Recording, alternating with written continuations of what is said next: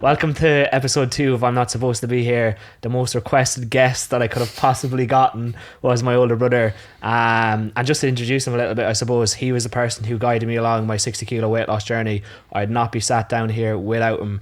And we're just generally very close as a family. Our whole entire family is close. So I wanted to bring on a couple of them to speak about my life, their lives, and just kind of so you get to know me a little bit better. But the first question I want to get on to is about Mulligainz, because with Mulligainz Fitness, we had actually initially started it together. And I kind of want you to tell them about starting, because you were actually the one who set up the page and then invited me along on the journey with you.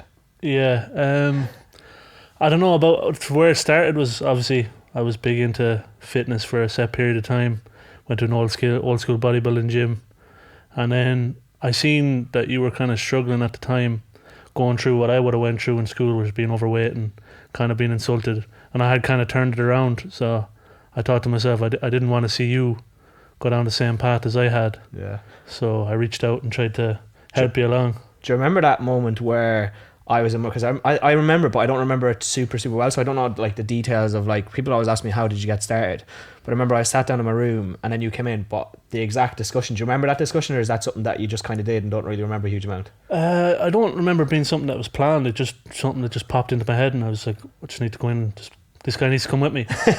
And was there any signs, like, because at the time obviously I was very heavily overweight, but was there anything that you were like, oh, this is why I want to get my brother involved, or was it just that thing of, look, I've been through this before and I want to try and help him out? I knew ultimately I knew how it felt to be that way in school, to be kind of a little bit of an outsider, be overweight, not picked for gym class and stuff. So I kind of seen a bit of that in you, and I didn't want it to go on as long as it did for me.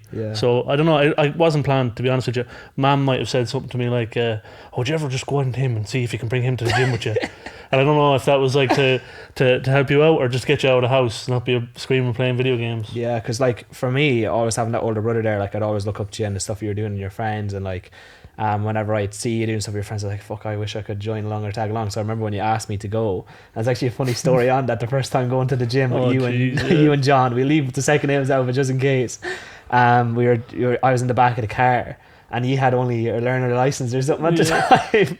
And we drove down to the gym, and then I think, like, I really enjoyed the gym session because, like, fuck, I'm hanging out with G Cool lads. Yeah. But say what happened after. So I was only just after learning how to drive, and by drive I mean I could start the car and not cut it out for like a minute or two. So we were all in the car, me, you and John, heading out to the gym, and got to roadworks right in the middle of the road. And next thing you know, I was stopped right at the front of the queue. I had nowhere to go. And then your man is like, come on. I must have cut out the car 5 times. The 2 boys in the car screaming. And we eventually made it and got down. And then the adrenaline bump probably helped us in the gym afterwards. It was so funny because I remember just sitting in the back of the car and it was like a disco was going on because everyone was just flashing the lights in the back. It was so rotten. And I was like, oh fuck, like I was like, are we going to crash this car or whatever? But like it was that's so funny, like that being the first time going to the gym, and people struggle with that so much, but I didn't because you were there. Yeah, and like, so memorable as well. Yeah, and I think because like I was bullied for so long, I would never have been able to take that step without you. And the fact you brought me in, and like never once, like obviously when we were slagging when we were younger, I'd be like, I'd slag your fat head, and you'd be like, you're fat or whatever, like, but would never be serious. And I'd always know that because we'd always throw slagging back and forth. But it wasn't like calling fat that motivated me to go. It was like almost just holding my hand and bringing me along. Yeah, well, on that is because I suppose I never had the older brother. I always had to kind of figure it out on my own, so I never had that person to impact me in that way. So I wanted to be that for you guys. And I know I wasn't, look, nobody's the best brother in the world. We had moments growing up. I wasn't always necessarily very nice to you or the rest of them. Yeah. But when I think kind of around college time, maybe just before college, I kind of realised, you know, I need to help these guys out. I need to be a shining or a good influence on them and show them, teach them what I've learned so they don't make the same mistakes. And that's kind of what I've kind of tried to carry through with our relationships. Yeah, and I feel like though you have been more than even an older brother through like a lot of my life. Like you've been almost like a father. Like I go to you with shit that I don't speak to dad about or speak to mom about. Like I'll talk to you about it, or like you're always there kind of guiding me. And like obviously when we were younger, mom and dad going through a divorce, it was hard, and probably even harder than you because you were older. But like you're always like a father to me, Lorcan, and everyone else there. And I think that part of it, like you don't actually see how much you did got, even though we'd fucking kick the heads of each other. Yeah, And even yeah. in that, like you were saying, you did shit. Like back in the day, I do annoying shit as well. I'll never forget the day the fucking alarm of the ESB going off Oh, on me on the God. computer. But like these are the sort of things that like every single family has, but our family was just a little bit more hectic. So it was so overblown and stuff. But I think the best thing that ever happened was moving out of the house, and then two of us got really fucking close after that. And like the guidance in the gym, and we kind of had that in common then as well. We used to go, and I think that almost, you know, when you're in a small house where there's arguments all the time and stuff, and then we got away from that, that we were able to enjoy our time together a lot more. And like what you've given me in the past with like helping me with the gym and like pushing me on with that sort of stuff, and actually guiding me through bullying as well, because whenever I was bullied, you'd Yeah. always chat to me like, no, mom would be like, oh, don't do anything, you'd be like, because you can kill him. But like I think that aspect, but so funny because I wanted to bring up that, talking about you, like you were really into the gym first. Yeah. And I remember whenever I was in school, if anyone messed with me, I would like my older brother's own, and they would not fucking touch me, because you were Yeah. always known as the biggest guy in town, always known as the Yeah. like the fella that everyone's like, fuck, I want to look like him. Do you reckon that's impacted you more now, because obviously you're starting to go back into gym and get back into it, because you did have a tough time with your, say, hernia that you had, and you had Yeah. to step back? Do you think that's making it harder for you to go back to the gym now? Well, I look at it probably from a different way now. As back then when I was going for 5 years, nearly 6 days a week, 7 days a week sometimes, but it became my life. I unfortunately have this thing where I'm super obsessive with things. So if I get into something, it's 100%. Yeah. I'm all in. I'm buying all the gadgets. I'm going every opportunity. I'm looking at on YouTube. I'm doing as much homework on it as I can. So with the gym, that became that for me. It was just non-stop gym. My whole life revolved around the gym. If I didn't go to the gym, I had a bad day. If something happened bad in the workout, it was a bad day, I'd look at myself in every mirror, never satisfied with how I Yeah. looked. So when I'm looking at back at it now that I'm getting back in the gym in about 6 weeks back, I'm trying to not let it ruin my life. So if I feel like going to the gym, I'll go to the gym. If I don't feel like going to the gym, I won't go to the gym. Yeah. I'm not so rigid and just eating rice and chicken. Or I remember one time my girlfriend, she brought home a Chinese, and this is how bad I was. It was borderline eating disorder. This is how bad I was. She got a Chinese and I didn't. I was sitting there eating my sad rice and chicken, Yeah. and she got out, asked me did I want a chicken ball. I said no for ages. She eventually forced me to take it. I took it in the pan. I chewed the thing up and instantly felt bad and went to the bin and spat it out. Fuck. That's how super obsessive I was with it. Whereas that's a learning experience for me now. So when I'm in there now, it's not so much about, and my life is this.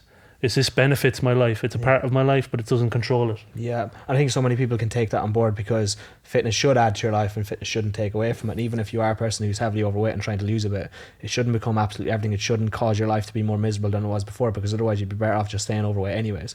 You want to make it so that it's making your life more enjoyable, or it gives you more things. And the way you're taking it now is a lot more, say, educated, because before we were Yeah. listening to fucking Egypts online talking I absolute know, shit. Like we yeah. fell into it all. I remember we'd fat burners around the house and Yeah. everything. Like there's loads of stuff like that. But you were like with me in, say, the space I was. You always guided me correctly, like with the food and stuff. You'd never give out to me for certain foods. You'd never like tell me I can't eat that or I can't eat this. Actually, like nutrition wise, you were just kind of like guide me on, like all I do is kind of follow similar to what you were doing, but it was Yeah. never, say, a negative aspect. But just touching on the body image side of things, when you looked, a lot of people wouldn't realize that, like you were in some nick, like you had six pack, Yeah. everything, but people didn't realize how you were feeling behind that. Yeah, no, and I look back at now my pictures on Instagram and I'm like, Jesus, I was in great shape. Yeah. I was in phenomenal shape. But back then, I was actually like probably internally unhappy. Like every time I looked at myself in the mirror, it was like I was tiny. Or I didn't go for a day or two, I was tiny. I was looking at my arms going, oh, I'm gone so skinny. And my girlfriend would be like, you're deluded. Yeah. And it's only looking back on it now, years down the line, that I realise that was super obsessive and unhealthy. So I've learned from that, and I'm so happy I had that lesson. That lesson was very important. So now moving forward, I could just enjoy the process. It's not so much about getting to a certain point that's really realistically never achievable, no matter what you're showing on social media.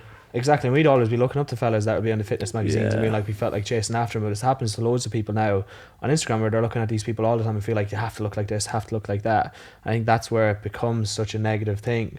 And like for us now, we're in such a better position where I feel like the two of us anyways, like I don't really look up to anyone. I train for the way I feel, and you're the exact same. Yeah. It kind of comes across that way. I think that's when it becomes a lot more long term and sustainable. But there's one thing I skipped over there, was the aspect of being the older brother and looking after us all. And I wanted to kind of touch on that for a little bit longer and go into, is there any moment specifically you remember with all of us, or any person within our family, of like, this is an older brother moment, or this is a moment where I have to To be honest with you, like the family life was very disorganized when we were younger. Like, I probably had the most experience with it because I was older and more aware to it. But we used to like go to the zoo, or we'd go to all these parks and stuff like that, and you'd always be getting lost.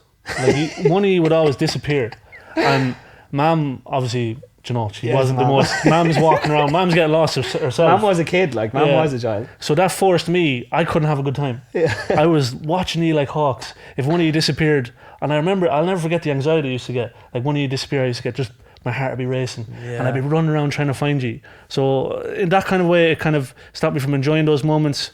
But also looking back at now, I'm well prepared for when I have kids. Yeah, I'm well prepared. But no, I wouldn't say there's moments obviously where it was tough.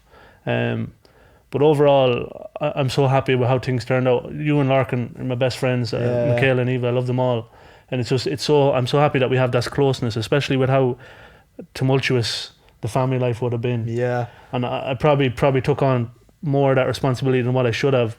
But in the long run, I'm happy because if I had some influence on you, I'm that's winning. The thing. Like 100% would end up turning to drugs, alcohol, or something else if it wasn't for you having you around. And even like recently, like last September, I remember calling up to your house when I was in a bad place, and you were just chatting to me. And you're like, "Cushion, you'll be fine. Just keep pushing on." It's one of the moments that kind of stood out for me. So even in moments where you maybe didn't recognize being the older brother, you always were, and like you always looked after. So there was one specific moment that stood out to me, and it's actually probably a sad one, so I hope I don't cry. But I remember our granddad had just passed away in Port Young Hospital, and we were driving the way home. The car was just dead silent. There was nothing, and I took the aux cable and I played Kid Cudi's song called Prayer. Prayer, and that came on, and I just started bawling. And then that was the first time I ever seen you cry, and I felt like that just made you more human. And that was a moment where I was like, "Fuck, Owen has our backs here, and no matter what happens." And one thing you used to say all the time was like family first, and I think that's something that's really helped with us all, because whenever anything's going wrong, we have the ability to talk to each other, which a lot of families don't. And I feel like people here who might be listening, who are struggling, finding someone you can chat to about anything with is super important. And it's just that turns out to be my family, but you can realistically find that in friends, you can find that in people you can confide with. So for you, you're always that for us. Yeah, well, that's one thing, is like, if you don't have a brother, find a brother. Yeah, it doesn't have to be by blood. It's be some friend, and I'm blessed that I have really good friends. I have you guys, my girlfriend, so I always have someone in my corner if I'm ever stuck. But that's the main thing, is just finding someone that could be that brother for you, or even if you're so alike, you only just have to be there for each other ultimately. Yeah. And so going back then again, I know we're kind of jumping back and forth, but there's so many little things I wanted to kind of touch on you with. Was when we first set up Mulligainz. Oh God, yeah. You need to play that video. Yeah. You need to show that video. I'll put the video at the end of the podcast for anyone listening. It's the first video that we would have made together, talking shit about Herbalife, and it was hilarious. But like, how long did we sit down and spend recording that video? Well, actually, I did film and television in college briefly. I didn't finish the course, but I was always, I don't know, there was always something about me. I always enjoyed being in front of the camera. I was a class clown in school. I always enjoyed it. But for you, obviously, you'd never been that before. You were never the one that wanted to be seen. I hated it. You were never the one that wanted to be front and centre. Where I was class clown, I was always kicked out of classes, I was suspended. But you were never that person. So it was so cool to see us sitting there together, and I was like, you're coming doing this with me. You're coming doing this with me. And we didn't do it that long. No. We probably deleted and recorded the thing maybe 10 times. Yeah. But eventually, once you got in the swing of it, look at you now. Yeah, it's mad. That just show you, just that one step of just challenge yourself with something, and it's insane. But no, that I'll never forget that for as long as you need to put that in. I never thought we would be here now. Look at this now. It's crazy. Look where we are. It's mental. That's what I'm saying. From our kitchen table in our house, we didn't even have toilet seats. And look at us now. And sat in front of a camera in a podcast studio, like with the follow on Instagram. But so many people doubted us. I remember back to when we started the Mulligainz thing, and actually why I think we didn't continue was there was guys in our local town, I won't mention names because I actually do remember, I actually still have a screenshot of one of the comments, which is hilarious because it pissed me off that much. I was like, when I fucking get money, I'm going to go and buy your house and burn it to the ground. Oh Jesus. But I remember the comments that we were getting, it was people slagging us off saying, oh, you've no qualifications, should we put this shit out online? Like, one mind, we weren't even given qualified advice. We were just kind of like, the people that are Herbalife is shit, you should probably stay away from it.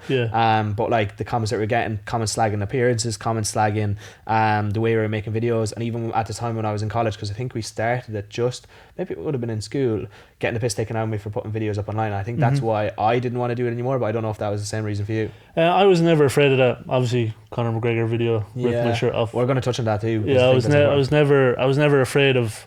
So if I didn't know the people, I didn't care. Whereas if I know the people and they're talking bad about me, it deeply hurts. But when I don't know the people, like friend wise, doesn't bother me. But no, that I can imagine that was never tough for me. It was just kind of, I don't know what happened. It's just, I remember you were fuming at them though as well. I remember you were quite angry, but that's the older brother in you as well, looking after yeah, me. it's just I get to, as I said, with my obsessive, the way I go on with things. With that, it was like I was putting so much in, and I wasn't patient enough to wait to see the growth, and because that happened, I just lost all interest. Yeah. And that's been a common theme through things I get into throughout my life. Is where if I put 100% in, and if I don't see anything back within a certain period of time, it's just gone. Yeah, and I move on to the and next I think thing. that's actually probably quite similar to people's weight loss journeys, where they're trying really hard for something, and it's not paying off for them. But that leads into like something I talk about all the time, is like the fuck circle. So this is the way my brain kind of works. Is like if I'm fucking up something, I'm making progress because I'm doing something I can't do. So like, example, this talk that I did in Elevate, I stood up on stage and I froze. Like I literally couldn't speak. I remember standing there being, oh shit, there's 50 people here in front of me and I can't speak. And that moment, it was like, what went wrong for me is the first thing it kind of led into. So for people with their weight loss journey, is like, if you're not losing weight, if you are ending up binging or you're overeating or something, look back at why that's happening. So a lot of people with failure, and with the Facebook page, if we look back to why we weren't getting views or why it wasn't maybe giving us progress that we wanted or fulfilling it, it'd be like looking back and maybe, oh, is the video edited correctly, or is this entertaining enough? We never did that. No, but that's definitely something we should. And it's the same with people's weight loss journey. So first of all, failure is part of it. Most people avoid failure or avoid looking at it because it's very scary. Looking at why you failed at something is like putting yourself down. But if you can learn to do that, you will reflect on it first of all as the first step. So you go to the next point in the circle, then you will make progress after reflection, and with the reflection and making progress, you will fail again. And every time you're failing, you're going to make another step of progress. So if you're at a point where you're trying to lose weight and you don't lose weight, reflect on why that's happening. Am I overeating? What's going on here with my calories? How many grams of protein am I eating? If you reflect on that, then we can make progress. If you don't, you're just like, I'm not losing weight, I give up altogether. Well, then you're never going to make it. And it's so that aspect kind of leads into every aspect of my life, and it's something I try to look at things from like failure is a good thing rather than a bad thing. And the only final failure is death though. So like with anything else, I'm like, I don't really give a fuck what happens because I could die. And Mom always says this as well. She's always like, I'll figure it out, because my biggest fear, I don't know if I ever told you, is that all this is just gone. And I'm like, fuck, what do I do then? Because I worked so hard on it. And it's like, Mom's just like, you'll figure it out, go back working in Supermax, like it doesn't really matter. Yeah, but it's better to be that way. So the way I would imagine, the way I am with just being so focused on something is, a car symbolizes, you know, what I want to do and what my dream will be in that moment, whether it be streaming, whether it be going to the gym or being a bodybuilder or whatever. And I'm in the car, and the car is going 100 miles an hour, and the first obstacle in the way, I just full force into it, and that's it, over. It's done. The first obstacle, the first thing that doesn't go the way, or the first setback, it's done. Car's crashed. I'm into the next car. Yeah, and the next, I suppose, the next thing then for you would be like, okay, into the next car, and let's build a ramp over the next fucking thing that we can go over. And it's just figuring out how to do that. But like, again, everything that you've been through, all of these things, like of the Mulligainz page, you were doing streaming for a little while, they're all learning things. They're things that you look back and be like, fuck, I'm delighted I did it. Like, they're all things that you can go back into as well. Like, we were just speaking about, even before coming on here, with the college course and not finishing it. We were talking about like other people then having done the whole college course. And I remember I think you were quite down for that for a little while. You were like, oh, I didn't finish my college course, so you felt a little bit lost. But it's so funny looking back now, because the people that finish your college course are not doing anything better than what you're doing now. So like, they're just a very small number. They invested even more time and wasted it. So like, on that side of things, it's like, Jesus Christ, it's actually not that big of a deal looking back at it. And like, Mulligainz page at the time when we finished up, it might have been like a little bit of a failure, but now looking back at it, it's like, Jesus, it wasn't that big of a deal. And I think that's the same with everything. Yeah, I was never a failure. I got to spend some quality time with my bro and go to the gym, make videos, and it pushed you outside your box too. So look, we can sit here and say what if, but I don't know, going back there and we're doing that camera, I don't know if would you be in the position now? No, if we never sat down at that table and did that first video. There's so many different steps that got me to that, and that was definitely one of the biggest ones, because I never would have been able to put myself on camera by myself without you. Or I've never been able to step in a gym by myself without you. And for guys, it's that sort of thing. Like, it's so funny to see how things can progress from the small little things that, like, that's just such a tiny little aspect of it, and we would have thought that was nothing back then. But yeah, the hate side of things was the reason why I kind of pulled back from the Mulligainz thing, and it was something that kind of got to me, and that's why I kind of pulled back from it. And then I wanted to touch on online abuse and hate, and the reason I wanted to go into this is because the McGregor video. Do you want to explain it? Oh, the McGregor was brilliant. I don't know why. Look, people say it was fixed. I did it on purpose, whatever. I literally put up the camera because we used to always watch the McGregor fights, and we'd always have great reactions to it. It was Aldo, wasn't it? Yeah, it was the Aldo fight. I put up the camera, whatever, we're all sitting down. 13-second KO. I just went insane. I remember ripping my t-shirt off, and I was in decent nick back then. I was ripping my t-shirt off and grabbing everyone and screaming, picking up Mom and shaking Mom and everything. And then obviously, look, I didn't pass any remarks on it. Next thing you know, I wake up in the morning, was viral. Videos on Joe. It's on all these Lad different, Bible, all these different stations. I remember I was in the background at the time and I was standing up and just holding the middle fingers up. And I was like, oh, and the people had screenshotted and posted it on places, and I was like, that did not actually happen. The best flame for us in that, in my opinion, was that's the biggest inside of a caravan I've ever seen. That was brilliant. It destroyed her whole entire family. That was brilliant. And then I remember like there was loads of comments. There's one like, this is KFC, not UFC. Oh, that was brilliant as well. I was like, people are always shit. Like one of the biggest hate comments that I've gotten on my page, and it's so funny because it's like a backhanded compliment. Someone said to me, I love you as a personal trainer. I love your coaching. I love the way you are because you're kind of fat like me and not shredded like all the rest of the other personal trainers. And I'm like, this is genius. But it's like having a laugh at that, because I actually thought that might have impacted you a lot as well, looking back at the hate that, because it went everywhere. Yeah, and it was stressful. Look, you know yourself now at this stage, that was stressing. My phone never stopped going. It was kind of, it's an anxious feeling. Like you probably remember at the start, it's super anxious. You just want to throw the phone down the toilet. Everyone messaging you, emailing you, wants to talk to you, wants to know what you're doing. They're stressing that too, but I don't think any of the comments ever really got to me, because it wasn't by anyone that I was close with. Yeah. But if you put it in perspective, I remember when we first started doing our videos, I'll never forget it for some reason. Don't know why. Some random guy commented on it, slating us more or less. I was just saying, look at these two muscly fat guys, who haven't a clue what they're talking about, whatever.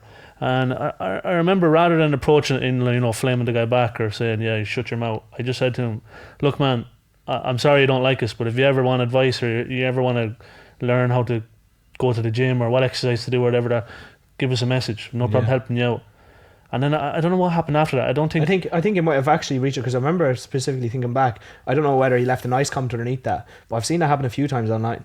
Yeah, I think he did left a respectful comment afterwards, and then he ended up following the page. That's mad. So stuff like that. So there's a lot of people who are approaching it from that. And look, this discussion is probably overburdened, but when people are kind of approaching you with that, besides the funny stuff, the super personal stuff, the super aggressive stuff, those people are struggling with stuff. Yeah. And it's just an outlet. For people listening, it'll be like, if you're struggling at your weight and someone's calling you fat or bullying you, it's like those people are probably struggling with stuff behind the scenes. There's stuff going on in the background there. Yeah, you're not, they're just trying to display it onto you, but it's nothing to do with you at all. Yeah.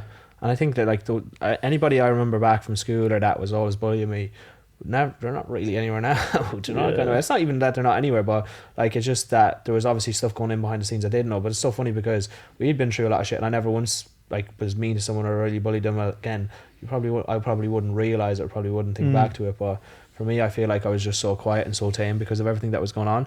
But and touching on that as well, did you ever realize back when I was like in school, were you ever bullied? And when I was being bullied, did you realize that? Because we were in the same school for like, the only thing is it was like 1 year. Yeah, in primary school, no. I wasn't really bullied in primary school, no. There was one guy back in Killarney who used to always say your mother. Yeah. And that was the one thing with me. If you said that to me, I just flip.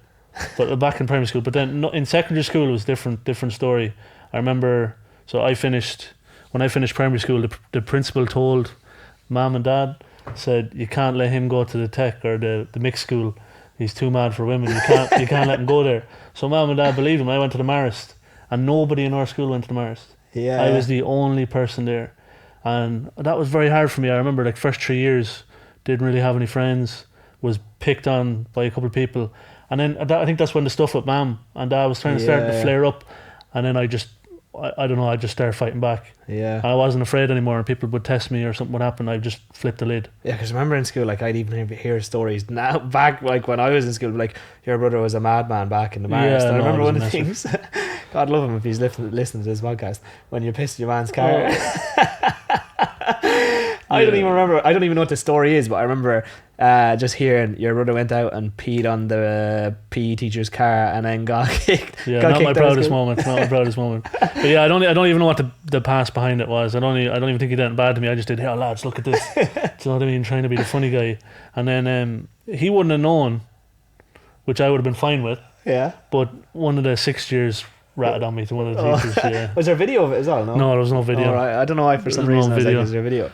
But yeah, one of the most requested questions that I've got over the last couple of days on Instagram and stuff was about funniest childhood moments. I'll tell you a mad one. So I was the only child for about 7 years before you came along, and I was so angry when you came along. I was like, who is this little shit? Get him out of this house. But I remember, I don't know what age I was, maybe I was about 9, 10, I was too old to be doing what I was doing anyway. And then, so what it is, Mum and Dad would be out in the shed, and Mum would be away, gone shopping or something like that. That was literally every day of our lives. Yeah, and Dad it was would be in the just shed. me and you. Yeah, Dad was in the shed, and Mum was gone shopping. And I used to go down to the kitchen, right? And what I do is I go down to the kitchen, I take out all the bleach, all the soaps, all the washing powder, and I just start fucking pouring it all over the ground, everywhere, soap all over the windows, all over the floor. Then I go down to Mum and Dad's room, and I'd wreck Mum and Dad's room. I'd throw, all the clothes would be everywhere, socks would be everywhere, and then Mum and Dad eventually come in and be like, what happened? And I was like, I tried to stop him, but Oisín just destroyed the place. And I was full on thought, right? I full on thought that they believed me. And there's no way that they could have believed me. And they used to say, oh, Oisín's just going through his terrible fours or terrible twos or whatever. It's like, no, I was so hurt that there was another guy around and I was just wrecking the place and blaming I remember you. none of that. Like, I remember zero of that. It's so funny. The only one I kind of remember, half remember, is sitting in your wrestling ring. Oh, Jesus, yeah. Where you got it for Christmas or something, and it was like a WWE wrestling ring, a toy one. And I remember I was just sitting in the middle of it. That's literally the only shot. Yeah, that's probably why I started wrecking the place. Just brand new WWE wrestling ring and you sitting in the middle of it. It's so funny because like there's so many little moments like that. There was another one where I don't know if anyone here listening to the podcast, probably I think it might be an Irish thing, where when your cousins come over and stuff, people come over, you like organise fights between them. Like, one family's going to fight the next family, but for us it was just all of us together, and we were on the trampoline, and we were just jumping along on the trampoline. We were like, sure, let's have a fight or something. It was me and Lorcan. And I can't remember what I did. I tried to jump and hit Lorcan, and Lorcan like jumped up miles over my head with like a double jump in the air. Pure kung fu shit. Kicked me right in the nose. In the forehead. There's so many mad moments on that trampoline. So then Lorcan that broke so many bones. Yeah, it's crazy. But it's so funny, like all those funny moments that happened in the madness. Like it's so funny thinking back. Or like, I remember Lorcan back in the day wrote like, fuck Lorcan on the staircase, and everyone in the family got berated because they're like, who wrote fuck Lorcan on the staircase? Lorcan was there smiling because he was the one who had done it the whole time. Yeah, but sure, it'd be all writing all over the doors. Your door would have Oisín, big fat head, and then Lorcan's would have mad stuff on it as well. The two of you just take turns writing on each other's doors, or you used to leave messages through inside the wardrobe. Yeah, we used to fuck wreck you the place. Lorcan, fuck you Oisín. I don't know how we got away with that at all. It's so funny. We used to absolutely destroy the place. And then I actually just thought of this before we started the podcast as well, was the bicycle incident. Oh, Jesus, so I actually have never told this story on Instagram or nowhere before, so no one kind of knows it, but there's no message behind it. It's just kind of a funny story. I'll try and summarize. I can't remember where I was. I don't know if I was in work or where I was, if in the gym or what I was doing. You were at home. I think you were at home because I had cycled off to the gym. Yeah, I think so. Yeah, and I just got a random phone call, and there was some random guy on the phone first. And he was like, you're Oisín's brother. And I was like, yeah, why, what's wrong? He's like, oh, we're up here, he's after falling off his bike. And I was like, what? Then you came on the phone, and I don't know what you were talking waffle any, but I could tell something was wrong straight away. I went up the road, hopped into the car, tore up the road to try and see what was going on. I don't even know if your man was there and your bike was in crumpled and you were just sitting on the ground with a big gash in your head and just talking absolute scutter. Yeah. And your man was like, oh, do you want me to do this? I was like, no, just give me the bike. Threw the bike in the car, put you in the car, brought you home. And the whole way, like the 5 minutes home, you were like, we went to the gym today, didn't we? And I was like, yeah. And then you'd go 2 seconds later, Owen, we went to the gym today, didn't we? I was like, yeah, we did, Oisín. We did, yeah. And where was I? I was just cycling, was I? And we went to the gym today, didn't we? Bring you home then. I didn't know what to do with you. This is the funny thing. This is the funniest part about the story. You brought me home, not to the doctors, and every time I think back to it, it's like, what plan? I didn't know what to do. I was the one with the brain injury at the time. I didn't know what to do. I brought you home and then rang Mum. He took a picture of me as well when I sat at home too. He didn't just bring me home. He took me home, sat me down on the couch, and then took a picture of me. I was like, look at this fella. I rang Mum. Mum was like, what is he all right? I was like, I don't know. He keeps asking me the same question. Yeah, so for anyone wondering as well, so what happened is I got nailed off my bike by a car. I still actually don't know who it was. I just got it, and I still have the scar inside of my head. But yeah, I got nailed off my bike by a car, and then Owen brought me home and Mum. And where'd you bring me after that? The GP. GP, yeah. Then he had, the first thing he wanted to do was check your Mickey. Yeah. To make sure there was no internal bleeding, and you were just weird about that too. Yeah, I was abusing the poor doctor because my head was gone. I didn't know why this fellow was looking at my let's say private parts. I didn't know what he was going to do. So I started screaming at him like, that's not happening. And then somehow it did happen. I probably forgot that I was arguing against him after a couple of seconds. And then all of a sudden all I remember is being sat down in the hospital bed in Port Youngcliffe. I don't remember any of the journey back home. Yeah, like it was so funny up to a point, and until we got to the hospital, and then it got serious because I don't know, like to the point, obviously, you were just kept asking the same question. I thought, maybe it's just a bit of a concussion. Because I remember the question I kept asking was, I got up and I was like, am I okay, or where am I? Yeah. There's a question, where am I think I kept asking, and Mum kept turning around, and Mum never answered the question once, actually. I think she might have been there, and she's like, oh shit, stop asking the question, and I go to sleep, and I wake back up and be like, where am I? And then, where am I? And then you were answering every time. But I was so scared though. I did answer it every time, but I was so scared. I thought I didn't know what was going to happen. I was so scared. It's mad. But you just kept waking up and just going, where am I? What's happening? We went to the gym, didn't we? I'm like, yeah, we did. Oh shit! And now you're in hospital, and you're going to ask me that again in 10 seconds. But I just kept going with it anyway. Because I remember that settled me so much. Because I was freaking out. Like, I hate hospital. I have such a fear. That's like a nightmare fuel, innit? That'd freak anyone out. Just losing your memory every like 10 seconds. But I remember that specific moment as well taught me the lesson behind that is how fragile life is. And actually, as bad as it sounds, I think everybody needs to experience a moment like that of like, holy fuck, this is how short life is, or holy fuck, that this is how limited or how easy things can change. For me, it was like all I was doing was getting up on my bike and cycling to the gym, but I might not have come home that day.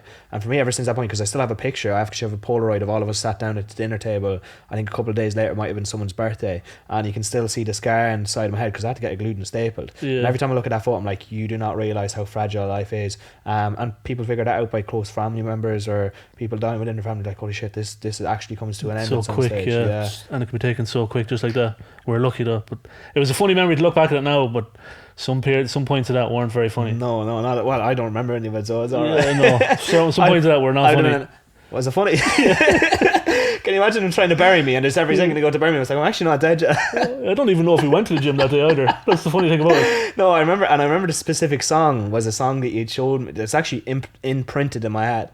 Was some baby fella. It was some song, anyways. Oh, you were listening to it on the way to the gym. Yeah. And I just remember that reverberated in my brain for ages. That was during college as well, because I remember I had to come back and do my exams, and I'd forgotten absolutely everything. I had to try and like remember the whole lot of it, which is so fucking funny thinking back now. But again, it's a serious moment, and that actually still pushes me on. As I said, people kind of need to experience how short life is, to kind of like push themselves on. I think like, and the same with all of our struggles in the past. I actually think all of that helps me work harder. Probably you work harder. Everyone in our family work harder. So probably my mum works super hard. Lorcan's working super hard at college. Michaela is the same. Like, I think it's from the experience of struggle. And again, you've had the most struggle out of all of us because you experienced so much being so much younger than the rest of us. Yeah, not having much, not coming from much, and having trauma, I suppose, in the family life, I think is in the long run is probably a beneficial. Now, there's some people, obviously, it won't go that way they might turn to drink or drugs, but I definitely think you can definitely use it. It can definitely be used to push yourself. Like, with all the stuff we had going on, and look, it wasn't the worst thing out there. I'm not going to build it up into something that was brutal. It was tough in moments, but you were always the same. It came out in you the same way it came out in me. It was like in the gym, I remember, you would never give up.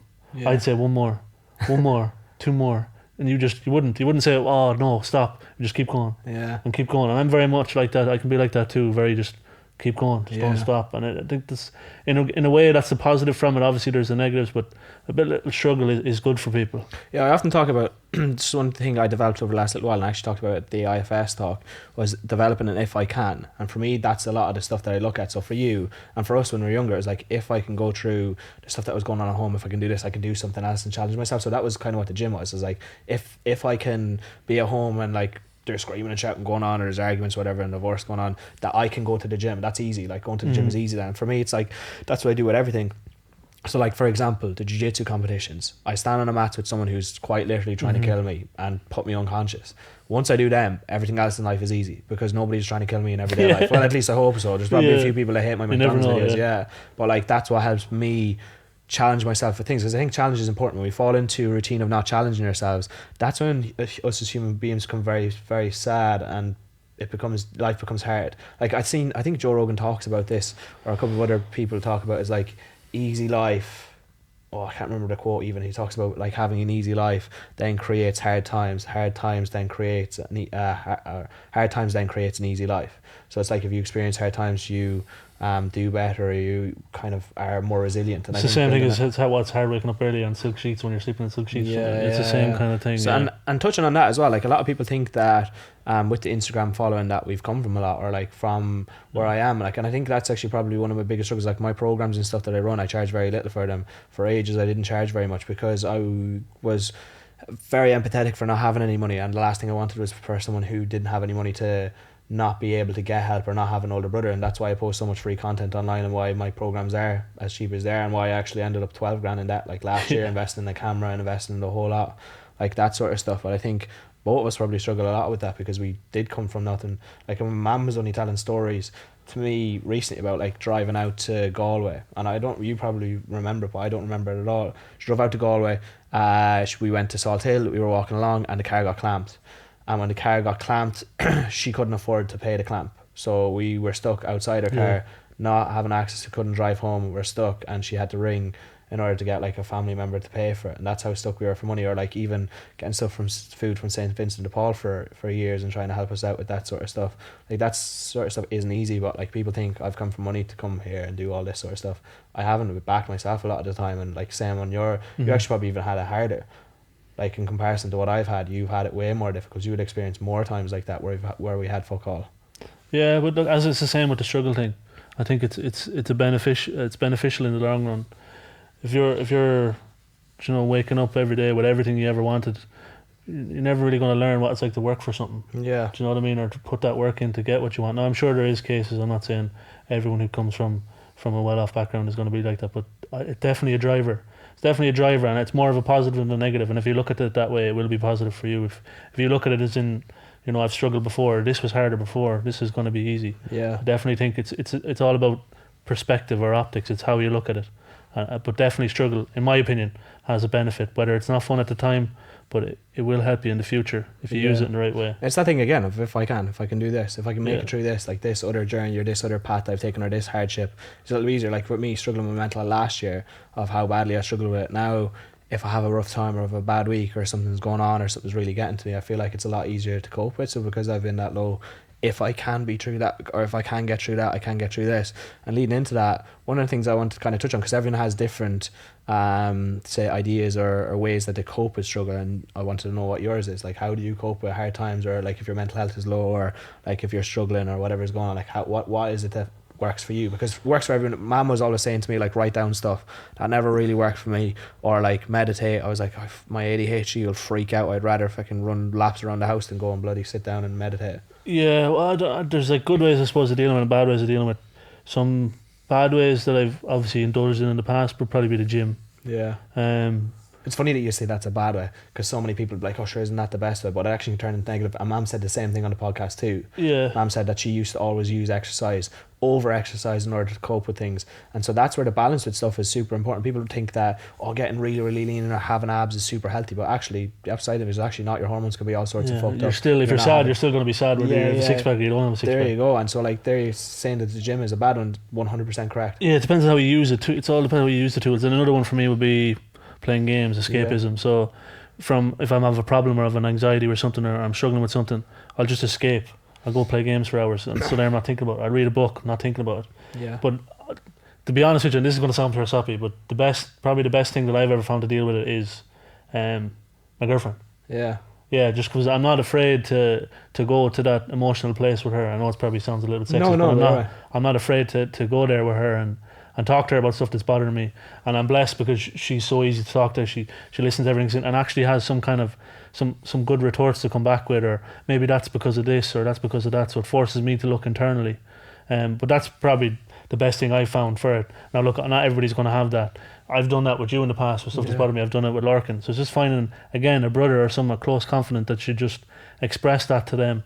And you never know what I might learn. The other person could have been through it before. Might have some. It's about that being open. Like for you saying here about Cassie, like mine is therapy. Like for me, that's my outlet. Is I just make sure I go to speak, and having all you and I'm speaking to you as well massively helps me out. And it's for people that are struggling. If you don't have that at the moment, you don't have someone to speak to, reach out. And you need someone. Yeah. Try and find someone. Like it's not that you have to go find a fucking girlfriend or find someone. Therapy is an option. Go try and partake in different groups or find out what you enjoy doing and try find a way that you can do that within a community of people, because you'll be very connected with people that are very similar to you. It's essentially what my Mulligainz method is. It's a group of people who watched my videos before, who have seen me, like me as a person, like the way I say things. If all of those people like my videos, watch my videos and resonate with my videos, they're going to be the exact same. I've met so many of them. They're literally carbon copies of myself. I'm like, holy fuck, I didn't know that there was another person, female, the opposite side of the country or opposite side of the world. It's the exact same as me. So finding that is super important, and having that person to confide in or having that person to kind of chat back and forth with. And I think like a lot of people get like stuck and feel like, oh, they can't find anyone, or don't have anyone to chat to. And the hardest part about it is the first time you're talking to someone about deep stuff. But it's so funny because if I say I'm struggling with anxiety, everybody else here in listening to the podcast or that might be like, Jesus, I've struggled before, and resonate. It makes it easier to talk about. I'd often find this down at jiu-jitsu classes that I'm down at. All lads I'm down there, I'll ask them how they're getting on, and then they'll say, oh, I'm grand, I'm good. And I'm like, how are you actually doing? Like, how are things going in your life, or how are things going? And if they're like, oh no, things are going fine, I'll be like, you know, actually I've been struggling there the last couple of weeks with anxiety or finding things quite difficult. And the second that I say I'm struggling with something, it opens the doors for them to speak about the same stuff. Mirrors, yeah. It's so funny because the second I say, oh, I've really struggled this in the past, or I've been bullied, or like even with the last podcast, so many people reached out to me being like, holy shit, I want to go to therapy, or I've been to therapy, I didn't want to tell anyone. And so you being open with someone allows them to be open with you, and you and Cassie having that as class. Yeah, and you'd be surprised how it has an effect though, because I used to be super closed off. The only emotion you get out of me would be like rage. Yeah. That's all you would get out of me. And then it was like just turning on the tap a little bit. I gave her a little bit, I shared a little bit, and then eventually the tap just comes loose and just it pours out. So when I feel something now, it comes out. Like when I seen you get up on the stage in IFS, I just start crying. I just start crying straight away. And I'm not afraid to cry. I used to be like super afraid of it. I'd watch a sad movie now, I'd cry. I don't care. I think for me, I was always a crier, so it's a little bit easier. Yeah. Like I always had that. I always had to be the strong one though. I always had to be, the protector, the guy who wasn't afraid of it, and I always had to. Because I think there's only 2 times I've ever seen you cry. That was on the way back from Grandad, and then there IFS. Yeah, but every time you send me a video, you're talking about me in a video, I'm sitting at home crying. Really? This is the thing. Yeah, honest to God. Because this one thing I'd never forget where I came from. Never forget, like, you set all this shit up. You started it all with the videos and got me confident enough to do that, and got me going to the gym and helped me out. And I think, like, I always talk about this is like I'm trying to be the older brother for everyone else there as well, and trying to help you on. It's the exact way I coach, and it's essentially what you guided me through. It's so cool. And just so you know, when anyone ever says that to me, oh, you started that with us, and I was like, no, this is you. I don't ever want to take any shine. It's never nothing like that. I don't want any props for it. I'm just happy to sit along. I think it'd be sick for us to make a video together. Go back and make the Herbalife video again and shit. It'll be so funny. Or shit on someone. Because it's like, I'm so happy for it's like when your success at the minute, it's like, not that I feel like it's my success, but I'm like your number one fan. Yeah. Like when you're putting on YouTube, I'm checking how many subscribers you have every 5 minutes. I'm checking how many followers. Yeah. Every morning, first thing I wake up in the morning, what's his TikTok on? What's his Instagram on? What's his YouTube on? And Cassie's like, are you looking at that again? I was like, yeah. Yeah, it's crazy. Like that whole sort of thing, even for me, I'm like, what the fuck? And that's why, like, I think for you, like, one thing I've seen which is obviously fall into the trap of the job. And it's like, fuck, I want to see you fucking smash at something. And that's so hard to get out of, or it's so hard to find something. So to see you coming back into the gym now, I'm like, fuck, this is the start of getting back at it. Or even when you're a Twitch streaming, I'm like, fuck yes, you're putting yourself out. I think like us as a family, we're really good at supporting that sort of stuff. For example, Lorcan gone to college to do animation or art. Some other families be like, why the fuck is he going doing that? Like, there's no money in that. Meanwhile, all of us are like, Lorcan, you're sick at art. Lorcan has a drawn painting of me behind, and I put it behind my behind my computer screen. I'm like, that's fucking sick. So one thing we're really good at is supporting each other. Yeah, it doesn't have to be business for doing business and law for us to support each other. Just whatever they want to do. Yeah. And we'll always be like that. We're all so close. So whatever we want to do, we'll always be behind each other, which is. It's a lot of people find that unusual. Like I have friends and stuff like that find it so weird. Yeah. How we're so close. But that's another thing of the struggle. Like it was a negative at the time, but it's beneficial now. Yeah. And I think like the aspect of like having that support, like all of us supporting each other makes things easier.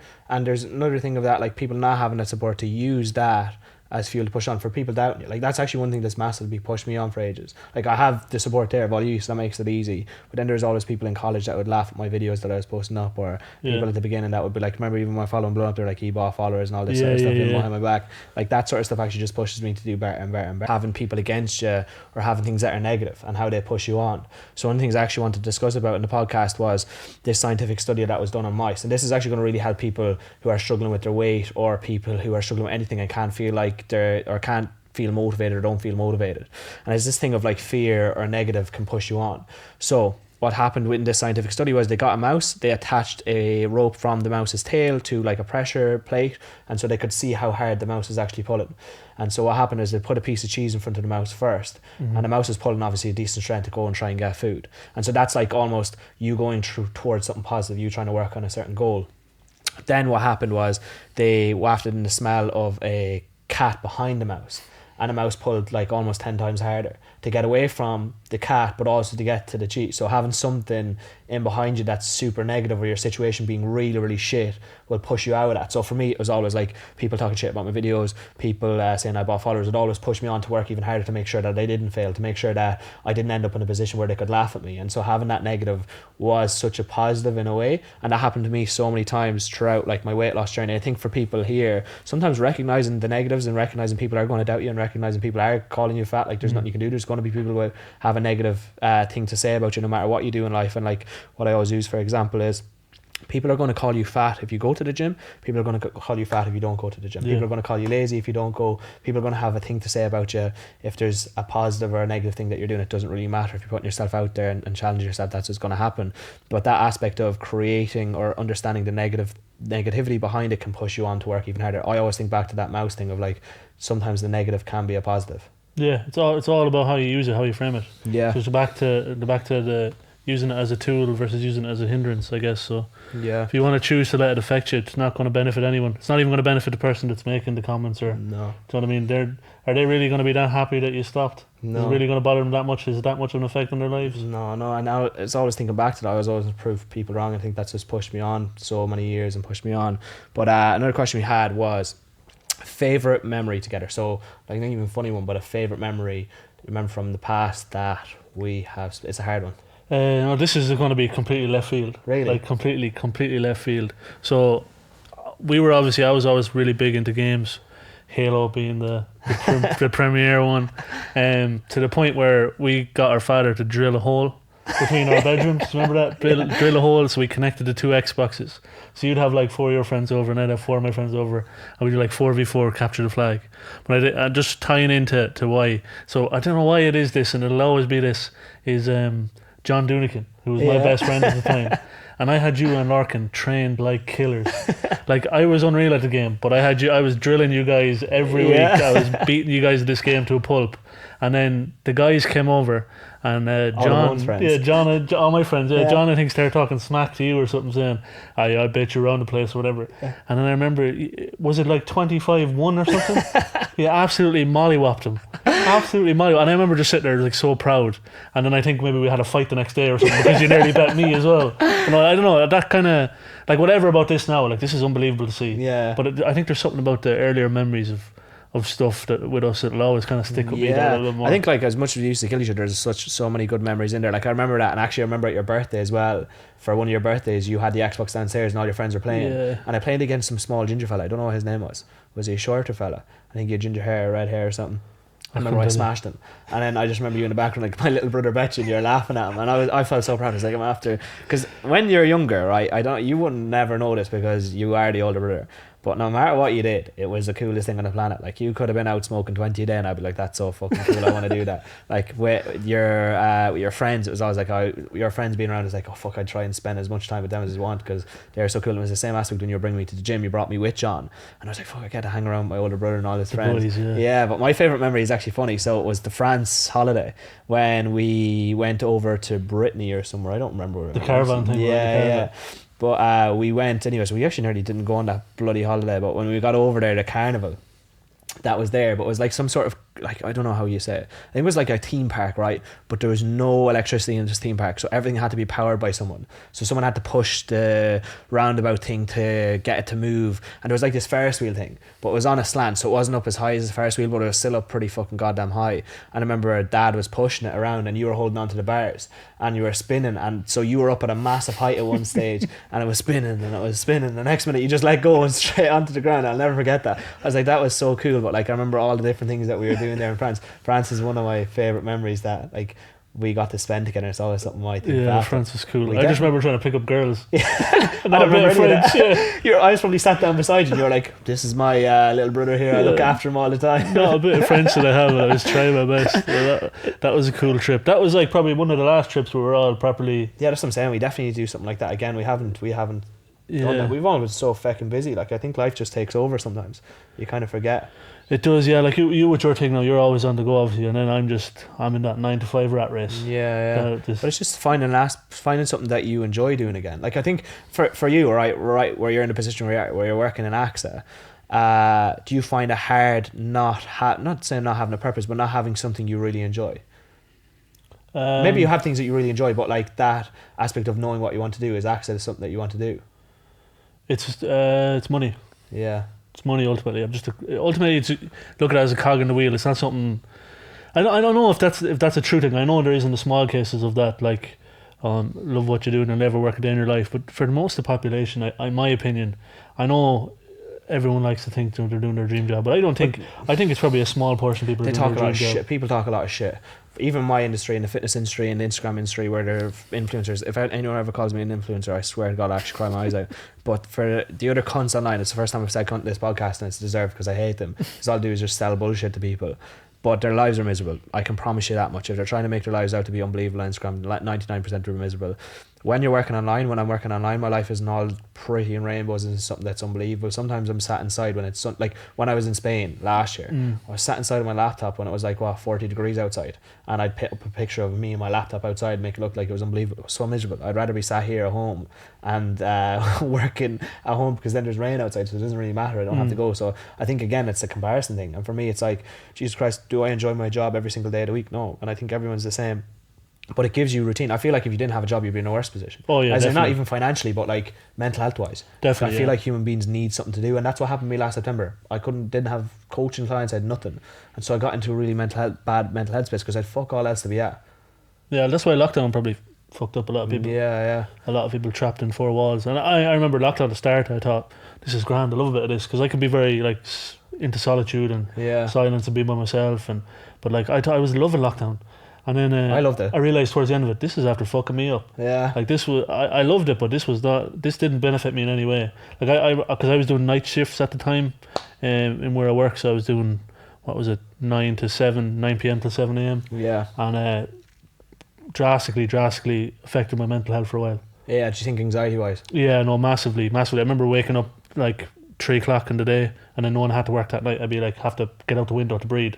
Felt like I couldn't breathe. I was restricted by it. So, but then it again, coming out of that routine and maybe dealing with a few things and opening up to my girlfriend, and that kind of has had a major impact. Yeah, so with anxiety, what would be, and again, we're not therapists, so our advice isn't fucking 100% valid here. So if you want actual advice, fuck off to an anxiety podcast or something. But right here, we just give brotherly advice, shit that normal people can actually do, and not tell themselves they love each other in the mirror. Like, sometimes that gets a little bit boring. But for the thing of like challenging anxiety, what's one thing you would recommend to someone? Because like, it's not easy suffering with it, it's not easy being stuck with it. There's a couple of things that I would, but I'll say them after you say yours. One thing I kind of started doing recently, like I used to let anxiety keep me in a box where I wouldn't go and do anything or go anywhere. And now I think like if it's making me anxious, it's definitely something I should do. Yeah. So I use that as a I've kind of flipped that trigger around where the trigger kind of used to make me, no, don't do that, stay inside, don't go there, don't do that, find a way out of that, wriggle out of that if you can. Whereas now it's like, even today, like I was super anxious even on the way over here with you, to the point where I didn't think about it all day because I knew it was going to trigger my anxiety. But I knew today when I was in the house and you texted me saying I'd be over in 20 minutes and I was anxious, I was like, this is a good thing, go towards that. Yeah. That should be something, it's obviously, if it's going to challenge you, it's something that's beneficial. Yeah. So that's the way I look at it now. Now I might not always win that battle. Sometimes I lose the battle, that's fine. But I'd still, every time I get that feeling, I'd be like, I need to do this. This is definitely something I need to do if it's making me feel like this. Yeah, and I think that's super important. That's something I was going to say as well, is like walk towards it. But sometimes it's hard. Like for some people with anxiety, it's such a massive feeling that dealing with sometimes part of that feeling initially will help. So for example, if someone's really anxious to go to the gym, sometimes just going into the gym and talking to the receptionist is that first step. It's easy. If you say, okay, I'm going to go into the gym and talk to a receptionist. For example, even you here, if you were like, oh, I didn't want to do the podcast, you can still back out. So first of all, you have an escape route. That makes it a little bit easier. Yeah. But second of all, test yourself. Sit down on the couch first. That's the first step for you, is coming in here, sitting down on the couch and be like, okay, I'm sat here, it's not that bad. And for people challenging anxiety is taking that small little step and pushing themselves out of the comfort zone. And the second thing you said there was try not to think about it too much. So and that might sound really stupid, but for me with stuff like this where I might be quite nervous or anxious, or even with going to therapy the first time, I told ma'am, do not fucking tell me when that therapy appointment is, do not tell me when it is, just bring me, say nothing. She actually told me we were going to McDonald's, and then I arrived outside an old man's house and I was like, fuck, now I have to talk shit for an hour to this fella. And I remember my first therapy session, I was too anxious to actually tell him what was going on, so I didn't say anything to him. And so like for that, challenging your anxiety is super important, but taking it slow. And like one of the things I was going to say with anxiety and stuff, challenging yourself works, because last year if I went into the doctors would have given me anxiety medication, would have given me depression medication, would have told me that I was fucked and had anxiety and there's nothing I could do about it. By giving me them labels, I would have been stuck. Like I would actually still suffer. Like I know anxiety is a thing. I feel anxiety, but I am not anxiety, and anxiety does not control me. Exactly. And Yeah. so I think when you let it and you give it them labels, it becomes really hard to overcome, and it's something that you can't. And that's a trap that a lot of people fall into. And I'm not saying anxiety doesn't exist and it's not something that you can be diagnosed with, but I just think that diagnosis would have held me back then. And I think, again, leading into that, challenging yourself, the if I can thing, when you develop the, okay, I'm going to walk into the gym, ask the receptionist, okay, if I can do that, I can go into the gym, I can walk around and just have a look at the machines and then take a step back. And that can be applied to anything, not even just the gym. Like with social situations, if you're a really anxious person, feel like you can't speak to people, which is another position I was in last year, I felt like I couldn't fucking speak to anyone. It's like speaking to the first person. I challenged myself. I was like, okay, I'm on a Ryanair flight now, I'm going to ask the person beside me if they have water or something, just something small. And I was that then once I got to IFS, I was chatting to everybody, and it made it a lot easier just taking the small steps. Even the small step for me was traveling by myself, just getting on the bus. I just got on the bus, and I remember on the bus as well, on my way to traveling by myself for the first time, I clicked the stop button. I was on the airport, clicked the stop button, and the bus driver stopped, and bus was fucking silent. Nobody got up. I think there was only like 3 people on the bus as well, because it was like 4 o'clock in the morning, and he was like, who pressed that button? And I was like, fuck, it was me. Shut up, don't move. And then he drove on. I was like, thank fuck, because he knew well it was me. I'd say I wonder, does it say the seat number? But it's just that, like, I think with anxiety it's important to challenge yourself, because the less you challenge yourself as well, the harder it is. So for example, if you came in here and I texted you to do the podcast and you said no, right, you're like, I'm too anxious, I can't do that. The next time I ask you to do a podcast is even harder to do, because you're like, okay, I failed that first time, I'm going to fail again, I'm not going to be easy. So it's breaking that loop of actually challenging yourself the first time, because the first time is the easiest time to do it. The second time, if you fail to do it the first time, it becomes much harder. It's like asking girls for the number. If you see a girl that's really beautiful, really good looking or whatever, and you're like, geez, I'd really love to ask her for her number, and if you do it, then it's easy to do it to the second person, easy to do it to the third person. But then if you say, no, I'm too anxious, I can't do it, then the second person, you're like, fuck, I can't do that. I definitely can't do it now. So I think that's one of the hardest things, man. I've never done that. I've never walked up to someone and been like, you can't come because Cassie. No, like when I was a teenager, I probably did. Yeah, so you're a lot more confident than me with that, like.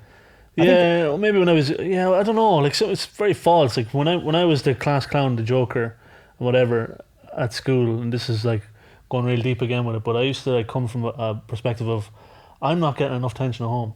So you need to pay me some attention. That's why I was the class clown, jumping up, going crazy, making weird noises. I used to be in the middle of class just going, There was a funny story, I don't know, actually I better not say her name, I was going to say her name there. There's a female teacher that I think you drove mad one day with. I drove them all mad. Do you have any stories from driving teachers mad in school? Is there anything you did?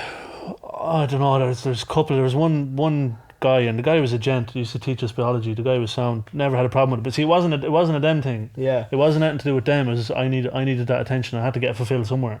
So I remember every day in class I would just sit there and go, in the middle of class, and he, to be fair to him, the guy never reacted. He didn't react, he just ignored me. And this was probably going on for weeks. I was just testing the boundaries, and I just kept going, And then one day I think he just lost the plot of me and started screaming at me and threw me out of the room. But sure, that's not going to stop me. That wasn't ever going to stop me. So I was outside the room, and it was the real distorted privacy glass, and I just kept going up to the window going like this, and everyone in the room laughing. But I was a terror, and I look back at it now and I think, geez, that's kind of fucking sad. But I understand it more now, why I was acting that way. And I still had a great time in school. Because the thing is, everyone looking at you then would have been like, this guy is super confident all the time. This guy's a messer, he doesn't care. I would never have stepped out of line in school. I don't think I ever really got myself in trouble. Like, I took a lot of shit in school. That's why none of you went to my school. Well, even in my school, like, there was just people who were dickheads to me all the time. I remember specifically my English teacher telling me I was so bad at English I was never going to come out with anything or never going to achieve anything really, and she'd always be talking shit. People in school would always be talking shit, so I've been in a better situation that you were in, being able to. But I don't know if it would have been alright for you to go to the same school. I think that was the sole reason why you never went to the school I went to. So there was a question here about what would you say to someone who sees a family member struggling with their weight. So what would be the advice you'd give them if someone was in the position I was and they are you? So if going back in time again, pretty much, yeah. Going back to, like, what advice would you give someone now if their younger brother or someone that they know in their family is struggling with their weight? I think the worst thing you can do is call them fat, because I think that just drives them away. That'll push them away.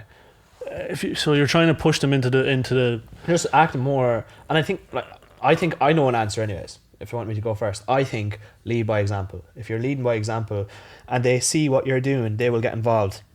happens with Mulligainz method members all of the time. They get involved, they're taking part in it, they're showing their family members what they're kind of doing, and then by that they get involved. And so with me, with you back in the day, it was wanting to be and follow what you were doing more so than anything else that you'd done with me. It was just like, geez, you're so cool, I want to do it. And I feel like with people you can inspire them by actually just partaking yourself and doing shit yourself and bringing them along with you. Yeah, just being supportive, I guess, is the main one.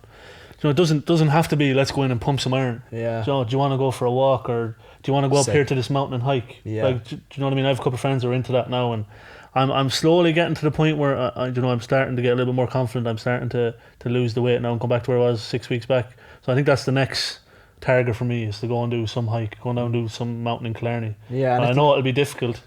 Like, I know I'm going to struggle, but I enjoy the thought of that challenge. But I think that would be the main thing for me, is like, find something that you can do with that person, and it doesn't have to be all about the exercise. Maybe distract away from the exercise. Yeah. Maybe when you're going on this walk or whatever, you could have brilliant conversation. That's probably where the greatest conversations in the world could happen, just two people alone in the wild. Do something like that with them rather than just solely focus on, here mate, you need to come in here and lose some weight. You're so fat, you're going to die. Come on, bro. Yeah, because you never really. I remember there was one thing you kind of said to me that kind of stuck in my head, but like everything else was, you're just leading by example. You said to me, Ushin, if you get a little bit heavier now, there'll reach a point where you're not able to do any of this. You're not able to move around. You're not going to be able to partake in exercise because you will be too heavy to do it. And that gave me a little bit of a push. But the main thing that did give me the push was you with your friends and enforcing that support, just supporting people. That's it. Talking down to them, or that thing you're talking about, exercise, even there, just bringing it all into exercise, being like, oh, we're going to go exercise for the sake of fat loss, is not going to work with the person. What you want to do is involve in the things you're doing. Oh, can we go for a walk? Do you want to go for a coffee and a walk, have a chat? And that way you're bringing them along with you, and don't even mention them about exercise or why you're doing it. Don't let them know there's an alternative motive behind it. But then they'll eventually get into routine of it and start to enjoy it, because if they enjoy it, they'll keep it up. If they don't enjoy it, they're not going to keep it up. And that's where the change that they'll make will be short term. Like, you can fucking bully someone into weight loss, right? Well, you can. They're going to feel like shit, and then they're probably going to end up putting all the weight back on after. Yeah, the growth has to be. It's not just about how you look on the outside. A lot of the weight loss is problems with someone that need to be resolved inside, how you view yourself. Yeah, I think that's like a lot of people on a podcast 2 years ago. I said this. I said, I'm going to be the number one personal trainer in Ireland, in the world. I think I said top personal trainer in Ireland and the world. I'll actually put the clip maybe on my Instagram at some stage. But I said it, and the reason I said it is because I recognised the link between mental health and physical health back then. This is 4 or 5 years ago. I was like, this is massive. People don't look at this. Too many people just look at calories, just look at weight, and don't realise the things that are going in behind the weight loss. Because a lot of people, that's the symptom. Yeah, exactly. That's not the cause. It's the symptom. Yeah, people turn to food for other reasons. So what I've actually kind of started to say is, people are eating like shit because they're feeling like shit. That's what's driving it. So I had a car analogy for it, but I kind of forget it. I put it on my Instagram somewhere, and if I find it, I'll put it in. But it's just like the symptom. So I think it was about bursting your tire in a car.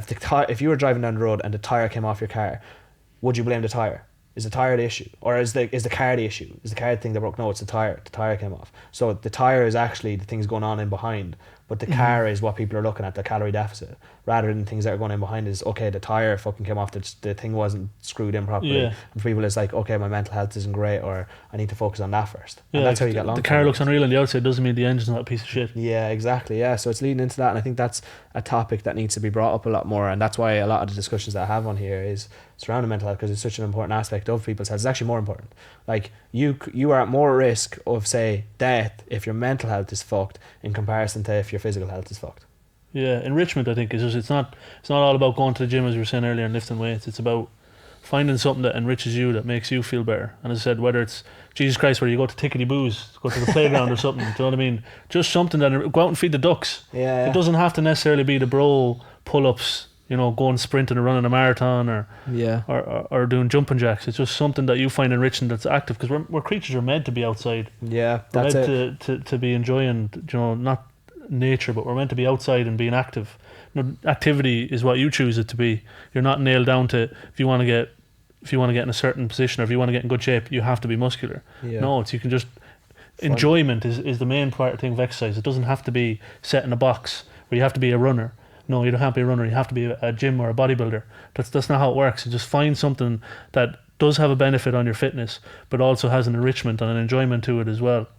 Yeah, for sure. And then, so another question that we got asked was, what would you go back and tell your younger self? Hard question. What would I go back and tell myself? Yeah. Um, And is there anything that you'd change? I don't know if I tell. I don't know what way I could put this to tell myself, but just not to be so hard on myself. Yeah, I think I would say the same. I think it's hard to word it in a way that you're going to take it on board, because you know, when you say, if you said that to someone, they'd be like, oh yeah, whatever. Like, Yeah, something like, I don't know. It's not going to. When I'm 8 or 9 years old, it's not going to sink in. But just something like, you're good enough. yeah, I always say that. I always go on to not feeling good enough, even nowadays. And anything that reinforces that is my business blowing up, which probably shouldn't be the case, but that is what reinforces that I am good enough a lot of the time. That's the main one. Yeah, you're good enough. Just, you know, for me anyway, personally, I'm my own worst critic. So if I'm to be the first to criticize myself if I do something wrong, so I try and do everything perfect, and no one does everything perfect all the time. So the same thing with the car analogy earlier. First time it hits something, I'm going so fast when I hit it, and it could only be a minor little something in the way, but when I hit it, it's a drastic accident or it's a drastic blow up. So that's the same with me. When if I'm doing something, I'm so perfectionist that one slight hiccup, and I'm just, oh, you're fucking shit. But that would be the main thing if I go back, and I'm a lot more switched on to that now. I kind of catch myself doing it, but that would be the main thing, to go back and just say, look, you know, you're good enough. Like, you don't have to be so hard on yourself all the time. Yeah, people make mistakes. Yeah, and I think if you get to that point where you're better at making mistakes, or you're okay and you do feel good enough in yourself, life's so much easier, because again, as you said, our biggest critic isn't actually the people outside. Yeah, it's not the comments on TikTok or Instagram. No, it's this the voice up here, because it can impact you if you're okay, if you're like, I don't really care. Like the people that comment on my body all the time, I actually just get a laugh of, because I don't really care. Like, I don't train for how I look. Like, what did your man say? If you want to look like this personal trainer, he said, he commented on it. It was like, if you want to look like this personal trainer, well then follow his methods, because he looks like he has a hula hoop around his waist and big man titties. And I was like, Jesus, I kind of like titties. So man doesn't really make a difference in there. But yeah, so these comments don't actually impact me, because I don't really care that much. I'm just like, I'm actually very happy with the way I look. I don't actually focus on a huge amount anymore. And I think that thing of I am good enough has really started to be instilled on me a lot recently. And what's led into that, again, is challenging myself all the time. Like IFS really backed myself to being like, fuck, I have actually come so far, and I've pushed myself out of my comfort zone so many times. The IFS thing, I'd say you were just like, I did it. Yeah, that was crazy, because even like Sam had videos of me lying in the back, like just one thing I do when I get really overwhelmed, I lie down and I pretend I'm in a coffin. I often say this to man. It's so mad. I just lie down and I'm like, I'm in a coffin, and I'm just lying there on the bed, and that's exactly what happened to me before IFS, because it was so overwhelming. But I still got up and I walked to the venue, and I was like, fuck it, I'm going to do it, because what's happened to me before is much harder than any of this stuff before. And like, one of the key aspects I think back to in my life as well was when Mum had her Thai boxing fight. Do you remember that? Oh, Jesus Christ, yeah. You were watching, because I had a fight after. So my mum did a kickboxing fight or a Thai boxing fight, and I was actually meant to have a fight after. I did have a fight after, but I watched her get the shit kicked out of her. Mum, I'm sorry, but you got battered. You should not have done Thai boxing. You should be banned. Cassie was holding me. I was like, nearly wanting to go into the ring. She took knees to the nose. She took elbows to the face. She was like getting smashed up. The girl she was fighting had like 20 years experience. Mum had trained for like 6 months. And no offense, Mum, but Mum picks up that sort of stuff really slow. Mum picks up physical stuff. She's a genius, absolute genius. One of the best therapists in Ireland, is the number one therapist in Ireland. I don't care what anyone says. 100%. She had the balls to do it though. Yeah, imagine. It's balls. But she was leading the way. This is the thing. Even going back to that, like, what would you tell someone who's struggling in your family? Lead by example. Mum always led by example to that, all that sort of stuff. Being through struggles, being through shit. With me really struggling with mental health last year, seeing what Mum has been through and talking to Mum about what she's been through really pushes me on to do better. And me be like, okay, if she can make it through it, I can. But that's exactly what happened with the Thai boxing fight. So Mum got bet up. She lost, I don't know, probably like 27-0, and not to rub it in a little bit, but then I had my fight after, and I remember I shit myself, but it was easy for me to get in and do that fight because Mum, and I used the anger from seeing my mum got bet up to knocking your man clean out, and it was so funny. But it was that driving force behind it of being like, shit, seeing what Mum has experienced could really help me. That was another class moment. You sparked him out. And I remember just running up to the ring and I was fucking crying and just grabbing it. I remember, I'll never forget that either. I was like, alright, he can look after himself now. It was like UFC from Wish. And like the Irish, really long Irish fucking pants. Oh, stop. And to the doctors at this event as well, like, Jesus Christ, I'd actually rather just die than go to these doctors, because I go to doctors and they'd end up like repairing me the wrong way, like the way these people were. That was so funny. I thought about that now. It was so funny. But so one piece of life advice for all of your years on this planet, for me and then for everyone that's listening. So 2 separate pieces of advice if you can. Two separate pieces of advice for you. Yeah, well, one for me and then one for everyone listening, or if they're the same thing, well then. For you, it would be just to enjoy it. Yeah. Don't get caught up in the what ifs. Just enjoy the ride. Yeah. Do you know what I mean? The message is great. I love. I also always comment on your videos and stuff like that. So keep spreading the message. The message you're putting out there is great. So just enjoy it. I know you have this thing where you think it's all just going to come crashing down. So if that is the case, enjoy the ride. Yeah, well, I can. It's true. It's true. It's hard. One piece of advice for everyone that's listening. One piece of life, maybe from personal experience. Probably be just. It's probably the same thing I'd tell myself when I was younger. Don't be so hard on yourself. Yeah. Don't be afraid to challenge yourself. Get out there and do things. If it's something you want to do, who gives a shite if people don't think it's stupid or think it's funny. If it's something you want to do, just do it. And yeah, don't be too hard on yourself. Yeah. Don't be afraid to make mistakes. Don't be afraid to learn from them. Yeah, I think it's my advice for everyone would be similar. For you, it'd be the exact same as what I'd give everyone. Is let's find out, instead of being afraid of what way things can go or things going wrong or what aspect of, say, a certain thing you're trying to do might fuck up or the way people might look at you. Often what my therapist says or what Austin says is let's find out. So rather than being like, oh, what if this, what if paralysis by analysis is what happens to a lot of people. I have to have this perfect before I can go. I have to have this perfect before I can do everything right. Rather than that, just let's find out what happened. With this podcast, I reached out to Michael, the man behind the thing. I just reached out randomly. We just sat down and we started recording straight away. It was just like, holy shit, we'll jump out of the plane and build the fucking parachute on the way down, and that's the way it should be done. That's the way I do That's everything. not good advice though. Like, don't do that. Don't jump out of a plane and try to build No, a yeah, parachute. please don't. Although if you do, at least listen to the podcast on the way down so you get an extra couple of views. Although if you're paying for it to go on a plane journey, you probably shouldn't jump out with no parachute on. They should at least provide you with a fucking parachute. Hopefully. But yeah, no, I think for a lot of people it's paralysis by analysis and actually not worrying about things and trying not to think too much. And it's the same advice that I give you. Anything that you want to chase is try not overthink of what way I can do it or how can I get this done, because you've proved yourself right so many times with things that you've done. Like for example, your Twitch streaming that you were doing. One of the most followed people, actually the most followed Twitch streamer in Athlone at the time. And how quickly did you build that up? And it was unbelievable. So many people were watching the support that you're getting. And so going back to that or finding things that you enjoy doing again as well. Make sure you're smashing those out. And you're already starting that with getting back to the gym, which I'm super proud as a brother to see you doing. And that's actually just taking videos of you coaching Larkin through the same shit you coached me. Yeah, I seen that the last day in the gym and I was like, fuck. So Larkin's our younger brother and Owen was in the gym with him the last day teaching all the stuff that I was teaching. So it was like watching my life from a bird's eye view of what happened That's in the so past. cool actually. But like, I was like, fuck, it's like watching it all over again. I think you have the ability to inspire so many people. You just haven't touched into that just yet, and that's coming. Yeah. And whether that be back in Mulligainz Fitness or in some manner, or whether it be posting more videos online yourself, that you're going to get to that point, because the amount you helped me out is going to help somebody. I often say, I said this I think in the IFS talk, like you are speaking through me. Your message that you gave me is what I'm giving to other people. The message that Mam gives me on a daily basis is her giving it to me and me giving it to everyone else. So really I'm the fraud here. I'm just, these boys say it to me, I'm just like, yeah, I'm putting that straight on my Instagram. So for stuff like that, it would be like, let's find out, build a parachute on the way down and chase what you want. And it'll be the same advice for people listening to this podcast, is there's nothing saying you can't do it, because again, the name of this podcast is I'm not supposed to be here. And I was actually thinking about this after IFS, is like, imagine I gave up last year, none of this would have happened, and I was in a position where I didn't think any of this would ever happen. And so that leads into the question, was there ever a point where you felt like you weren't going to be here, or you weren't supposed to be here, and what did you do to get through that? And I think that's a very, very deep question, but for a lot of people it's going to be so beneficial. So a moment that you nearly give up. Is there any specific moment, or have you ever had a moment where you nearly give up? I'll probably start crying if you go. No, you probably know this anyway. Well, I don't know if you'd know it, but you probably would have picked up on it. But I think it was around the night shift and lockdown time. I was super distant. I was super distant from everybody. I don't think I was talking to you and or Larkin or Mum or Dara and that much. Super distant. Just the night shift and. I think it was after Fortnite stopped. After Fortnite stopped being a thing, we all got into a major depression. We're like, oh fuck, there's nothing to play till 4 o'clock in the morning. Yes, it was after lockdown. I was working night shifts. The job I'm in is super involved. Like you're dealing with a lot of people in crisis situations. That takes its toll on you as well. And then I felt stuck. Felt like I wasn't going anywhere. I think it was probably tied in maybe to the midlife crisis. Yeah. It was around that time I think I turned 30, and it was kind of all tying in. Just getting panic attacks at work and stuff like that.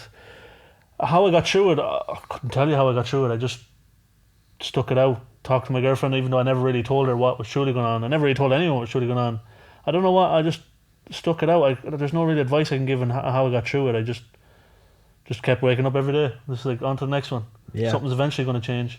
I think that's probably the best piece of advice that I've been given, or like the way you said it there is perfect. Just keep waking up. Just get to tomorrow. Like the way I did that was I'd go speak to you, I'd speak to Mum, and then I'd make myself really tired by going out to Dad's house and speaking to Dad. I shouldn't even remember the conversations I was having with him, but I'd get myself super tired so that I could fall asleep and not be alone or not have no one to speak to at night time, to then just wake up the next day. So my goal every day was just to wake up the next day, just wake up the next day, just wake up the next day. And it's like Austin actually put it to me this way. He's like, the only goal in life is to actually stay alive. So every single therapy session, at the end of it, he'd be like, I should just stay alive till next week and we'll chat you then. And it's so That's funny. such a funny way of putting it. He's so funny. He's just like, there's literally only one goal in life. Like for people that are homeless, or people that have nothing, or people that have absolutely zero going on in their life, is just survive. Just survive. Actually, Tyson Fury quote was actually absolutely brilliant that I seen as well when I was struggling. It was like, we can't bring any of this shit with us. Anything that happens, anything that's going on, it's all over once you're dead. Like, how long is it going to take people, as miserable as this sounds, how long is it going to take people to forget about you after you're gone? Like, think about it, like, alright, you'll have kids or whatever and they'll grow up, they'll pass away like, what, 50 years, 60 years after you're gone, no one's going to know who you are. Unless you're Julius Caesar, but other than that, you're fucked. Unless you do some crazy shit, but like, I don't think you should do some crazy shit. Maybe if you jump out of a plane without a parachute, people might remember that Egypt who went up and jumped off. But yeah, I think that's... Ultimately, it's just an experience. Like, whether, like, the bad times, you're obviously going, this is so stereotypical, but you're always going to have bad times. Yeah. You're always going to have bad times, you're always going to have good times. But it's just about, it's an experience at the end of the day. You have to remember that. Yeah, I feel like I had such high highs and then such low lows for so long. And like, that was my biggest fear, even after coming back from IFS, was I going to hit one of them really, really low lows. And it's like, oh, from my past experience, I know I can get through it. One of the things that helped me through the toughest time is like, like fucking hell, having my brother there, having my sister there, and thinking like, if I actually end my life here, what impact is it going to have on them? Oh Jesus, yeah. So like, having that thought in my head of being like, fuck, I actually just don't want to fuck up their life, so I'll just stay alive for the sake of that. And it got better and better and better the longer that I just decided to keep on going. Find your way, Yeah, and I think like, sometimes for other people, doing shit for other people sometimes works. I know everyone says, oh, you should do everything for yourself, but if you hate yourself, if you don't like yourself, and you don't like the position you're in, you really feel it down, it can be quite hard to just do things for yourself. So like, finding that as family members or in friends or whatever is huge. And so I used to always look at like Eva was actually one, because I get along with Eva so well. And I'd spend so much time with her. It's like, fuck, if I finished my life here, I just got in that car and didn't come back, fuck, where would I be for Eva? What would Eva's life be like after that? And it was the same with Mum. Mum was talking to me about times where she got in the car and she was like, fuck, I might just, and she was like, oh, I have all these kids at home, I have to be there for them. Yeah, I think everyone is going to go through it though, aren't they? Yeah. Everyone's going to go through a stage like that in their life. Yeah. I don't think there's any person really that's going to escape a dark period like that. No, and like, it's just such growth that comes from it after. But it's just getting to that. It's just like, holy fuck it. Actually, when you're sitting listening to someone and they're like, oh, I got through a hard time and then it gets better and it's get better. So I actually didn't believe that. I was like, it's never going to get better. The only time I did is when I was speaking to you and you're like, you'll be fine. Like, you'll get over it. You're like, you're just a bit stupid, but you'll be fine. them sort of thing worked wonders. Yeah, I was like, the person who's kind of giving you advice, like, they can't fight it for you. I knew what the fight's like. Yeah. I know what the fight's like, but I can't get in your head and fight it for you. But it's so funny, as the older brother, the way you cope with things is so much different. You just shut down and closed off because you're not used to having anyone to go to. Yeah. Meanwhile, me, I'm so used to having everyone to go to. It was easy for me. Yeah, so there's so many people in your position. Yeah. And that's why I asked the question of, what do you do when you're in a time where you're finding things really difficult or finding things really hard, or you're really struggling with your mental health? Is because that's a different way to cope with it. A different way. Just to wake up and decide, do one thing a day. I'm gonna shave today. Yeah. I'm gonna have a shower today. Yeah. Ben Carpenter often talks about that as well, of like, everyone saying, oh, we've all the same hours in the day and all this other stuff. He's a genius, but he put it as the spoon theory. So there's 10 spoons you wake up with at the start of a day, and you spend these spoons, or people spend these spoons in different ways. So for some people, getting up out of bed is only 1 spoon, so that takes 1 spoon of their energy. For some people, getting up and get out of bed is all 10, and they've fuck all left for the rest of the day. So how should they have the same, say, how should they be criticised the same for not going to the gym or not doing whatever? It's not laziness, it's like just how many spoons they have. So for someone who has a disability, obviously getting up and getting ready for the day probably takes fucking 5 of their spoons, and they have 5 left to spend on going to the gym, looking after themselves, and maybe so then looking after themselves is a little bit more difficult. Yeah. And so for you or me, when I'm going through a bad mental health patch or whatever's going on, sometimes even just getting out of bed to have a shower takes all 10. Yeah. And it's like, fuck, I've nothing left for the rest of the day. And so striving to just do something small. I remember like opening the curtains with something. Yeah, that's like, I'm just gonna get up and open the curtains. That's important too. Like, just, as long as it's something, just something. Tick the box. Just tick one of the boxes. Yeah. I think we'll finish up the podcast here anyways, but just before I finish up, I want to give a massive shout out to TUS, which make all of this possible with the podcast setup. Michael in behind the scenes, who also makes this all possible. He's here dancing in behind. I would not be able to do any of this without them to support that. TUS have given me Technological University of the Shannon, I do believe. I could have fucked that up big time. But yeah, massive support they've thrown my way, so thanks a million to them. Wouldn't be able to do this without them. And everybody who's listening, and all 400,000 YouTube subscribers now, which is absolutely nuts. Make sure you give the podcast a share, tag me on your stories if you did enjoy it, leave a comment, leave a like, or whatever way you can support me. Try and do that for me if you can, and we'll be back with another one soon. But yeah, thank you guys so much for listening in.